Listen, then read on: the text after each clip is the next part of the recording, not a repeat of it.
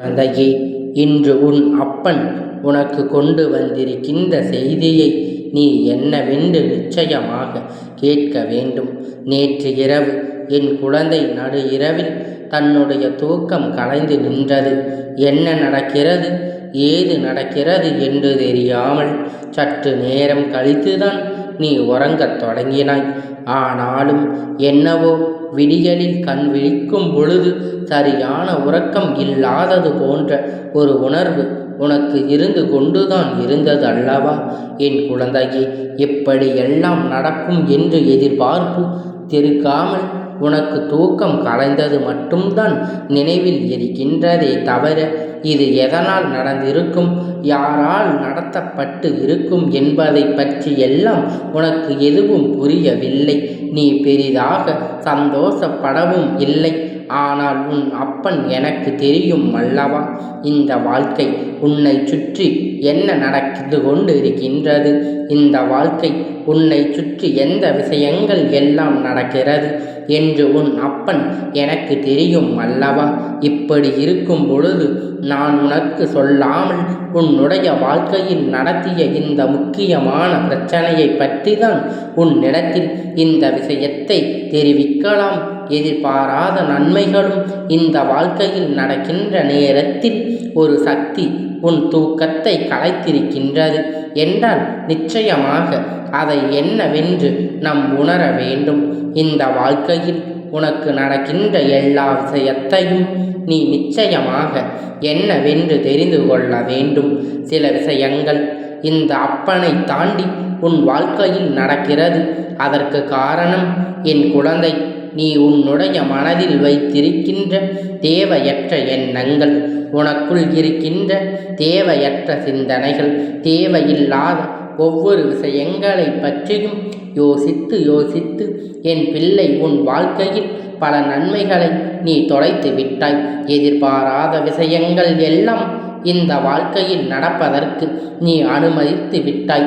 இல்லாவிட்டால் உன் வாழ்க்கையில் பதற்றம் என்பது எப்பொழுதும் உனக்கு தேவை இல்லை. பதற்றப்படாமல் நான் என்ன சொல்கிறேன் அதனை சரியாக நீக்கி உனக்கு நான் என்ன கொடுக்க வேண்டும் என்று நினைக்கின்றேனோ அதை ஏற்றுக்கொள்ள நீ தயாராக இரு.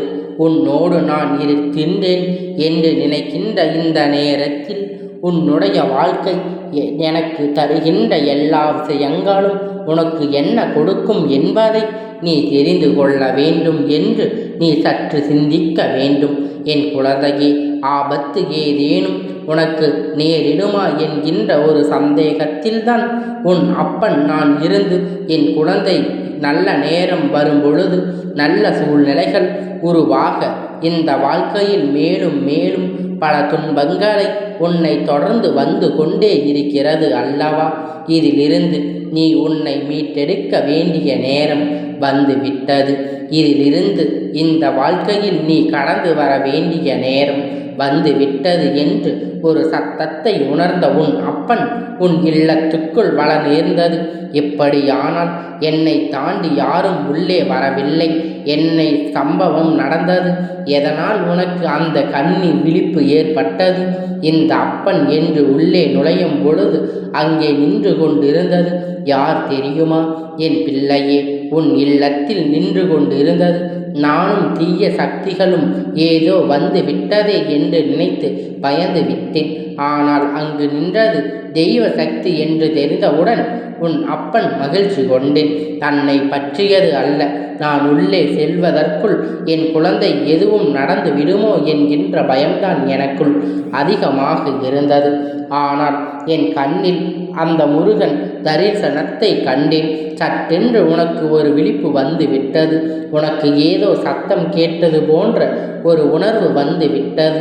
ஆனால் அந்த நேரத்தில் ஒரு பூனை ஒரு பாத்திரத்தை தட்டிவிடும் சத்தம் உனக்கு கேட்டிருக்கலாம், அல்லது ஏதேனும் ஒரு சிறிய சத்தம் உனக்கு கேட்டிருக்கலாம்.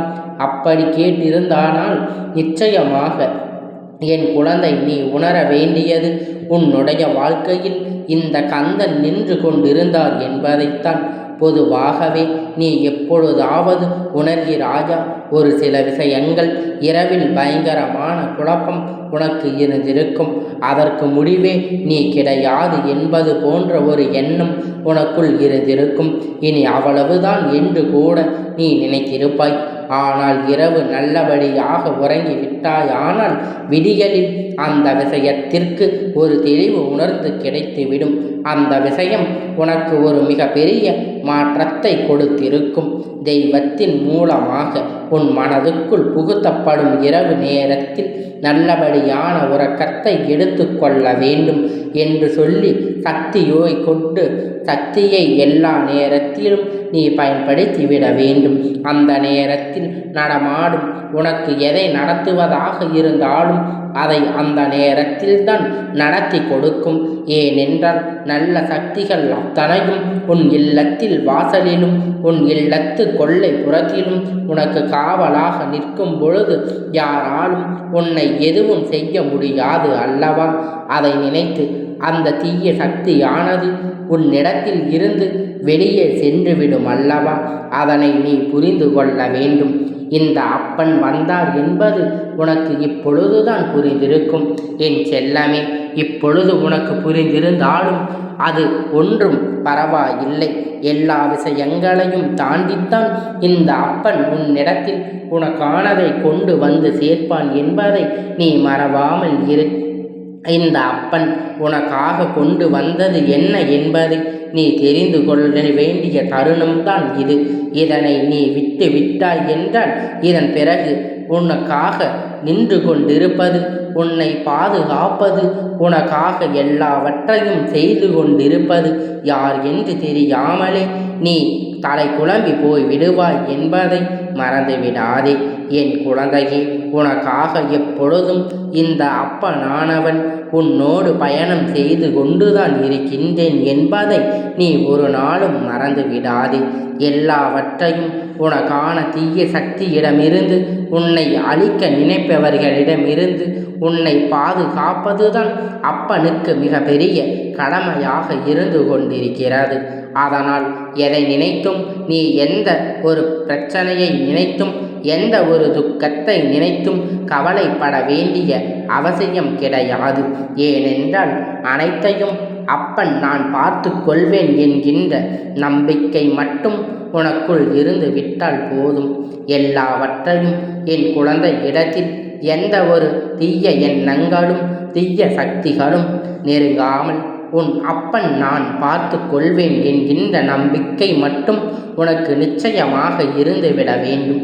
ஏனென்றால் அப்பொழுதுதான் என் குழந்தை என்னை நம்புகிறார் என்னும் பொழுது உனக்காக எல்லாவற்றையும் தருவதற்காக இந்த அப்பன் உன்னை தேடி ஓடோடி வருவேன் என்பதை நீ புரிந்து கொள்ள வேண்டும். இந்த அப்பனுடைய ஆசீர்வாதங்கள் எல்லாம் எவருக்கும் கிடைப்பது எளிதல்ல. அதனால் எல்லாவற்றையும் பெற்றுக்கொண்டு உனக்கான மகிழ்ச்சியை பெற்றுக்கொண்டு உனக்கான வாழ்க்கையை நீ நல்லபடியாக வாழ பழகிக்கொள். இந்த அப்பன் உன்னுடைய துணையாக இருக்கும் பொழுது இந்த அப்பனுடைய ஆசீர்வாதம் உனக்கு முழுமையாக என்றென்றைக்கும் கிடைத்து கொண்டே இருக்கும்.